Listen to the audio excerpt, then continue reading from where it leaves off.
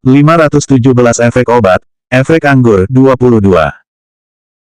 Memang benar, saat ini wajah Gu Qingqing mulai menjadi sedikit merah secara tidak normal, suhu tubuhnya juga perlahan-lahan meningkat.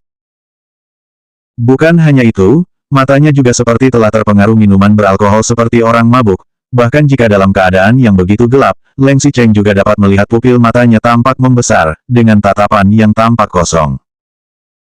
Leng Xicheng terkejut, bahkan jika wanita ini memiliki tingkat toleransi alkohol yang rendah, tapi ia hanya minum 1 gelas bir saja, dan tidak mungkin efek memabukkannya baru muncul sekarang. Bagaimana mungkin Gu Qingqing yang tadinya masih terlihat tenang, kini langsung berubah menjadi terlihat pusing seperti ini. Jika ingin mengatakan tentang obat, ia juga tidak memberikannya kepada Gu Qingqing, jadi mengapa bisa jadi seperti ini?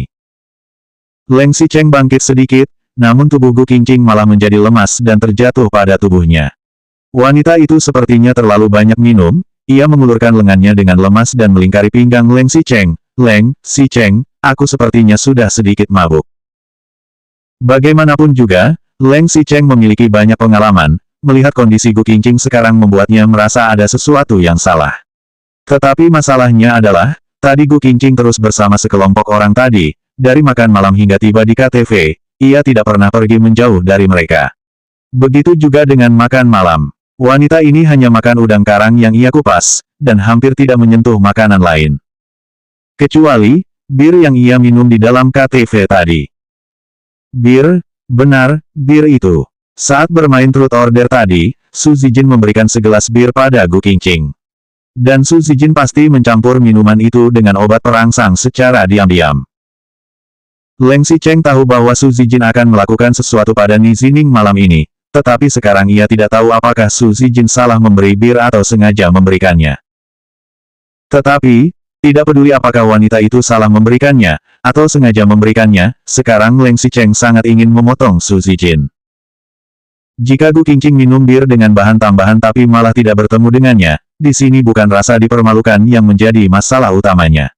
Tapi bagaimana jika Gu Qingqing bertemu dengan orang yang berniat buruk dan terjadi sesuatu? Bahkan jika Leng Xicheng menghancurkan mayat orangnya, itu juga tidak cukup. Ia menundukkan kepala dan melihat wajah Gu Qingqing memiliki rona merah yang tidak normal, selain itu rona merah itu menjadi semakin terlihat mencolok. Tidak hanya itu, suhu tubuhnya juga langsung melonjak, seolah-olah langsung bergeser dari malam bulan purnama ke awal musim semi, seperti matahari di tengah musim panas.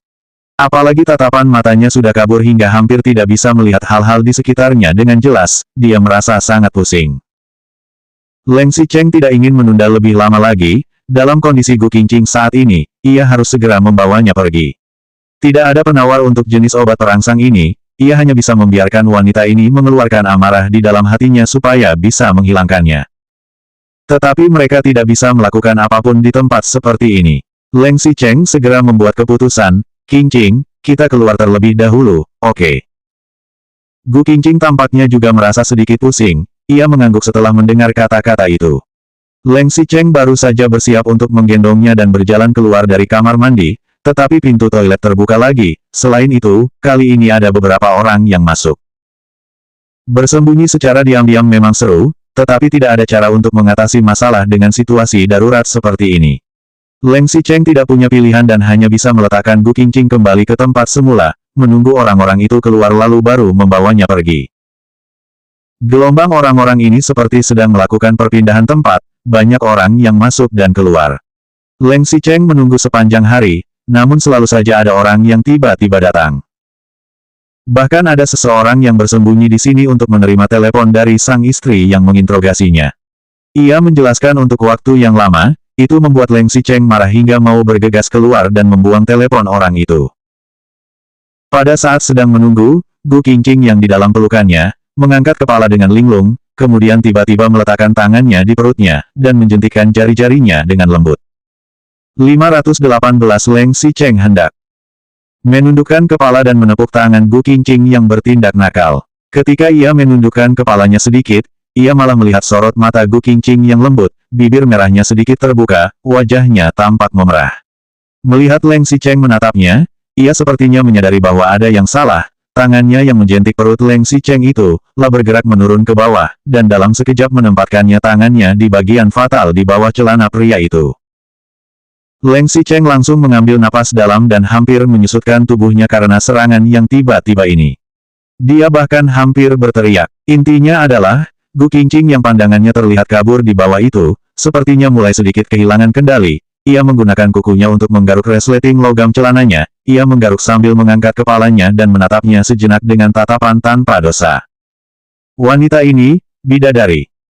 Leng Xicheng meraih tangannya yang membuat kekacauan itu, menyuruhnya untuk lebih patuh dan tidak membuat kekacauan lagi.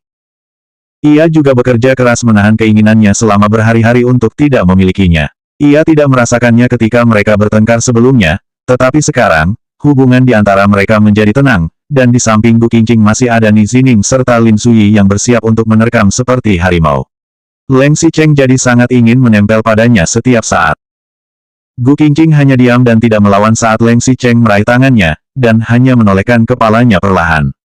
Ia melihat ke pergelangan tangan yang meraih tangannya, kemudian melihat tangannya sendiri. Ia memiringkan kepala dan berpikir sejenak, lalu mengulurkan tangan yang satu lagi, tapi bukan untuk menggoda Leng Xicheng, melainkan, mengulurkannya ke tubuhnya sendiri, dan membuka kancing pakaiannya. Setelah minum obat, seluruh tubuhnya terasa panas, rasanya seperti sedang berada di dalam sauna. Melihat hal itu membuat Leng Xicheng tertegun. Ia segera meraih tangan lain Gu Qingqing lagi. Gu Qingqing tidak memiliki tenaga setelah berjuang 2 kali. Ia merasa panas dan haus, namun tidak bisa membebaskan diri. Ia menggerakkan tubuhnya dan mengerutkan alis kecilnya, kemudian akan mulai bersenandung. Namun Leng Xicheng segera menundukkan kepala dan menahan bibirnya. Gu Qingqing menggunakan tenaganya dan ingin menyedot jus dingin dari mulut Leng Xicheng. Melakukan hal seperti itu, rasanya jiwa Leng Xicheng pun hampir ikut terserap olehnya. Leng Xicheng segera mundur dengan susah payah. Saat baru saja ingin pergi, mungkin karena Gu Qingqing masih belum cukup minum, ia perlahan mengulurkan lidah kecil dari bibirnya, dan dengan lembut menjilat sudut bibirnya yang merah. Gila-gila, Leng Xicheng mundur selangkah dengan canggung. Ketika ia baru saja hendak merapikan pakaiannya, Gu Qingqing perlahan-lahan mengulurkan tangannya dan menarik pakaiannya sendiri dengan susah payah. Pakaiannya setengah terbuka, dan tercium sebuah ledakan aroma yang membuat Leng Xicheng menjadi semakin menggila. Melihat Gu Qingqing hampir benar-benar kehilangan kesadarannya, jika ia terus menunggu, entah apa yang akan terjadi. Kebetulan ada sebuah telepon masuk di ponsel Gu Qingqing.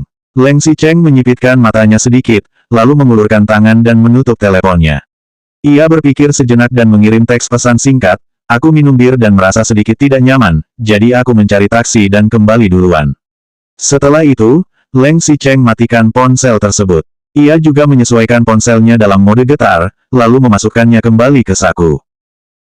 Leng Xicheng memesan ruangan itu untuk sepanjang malam, diperkirakan sekelompok orang itu akan bermain hingga sangat malam. Bahkan jika ia kembali terlebih dahulu. Leng Xicheng berbisik pada Gu Qingqing, "Maaf, aku hanya bisa membuatmu tidak nyaman."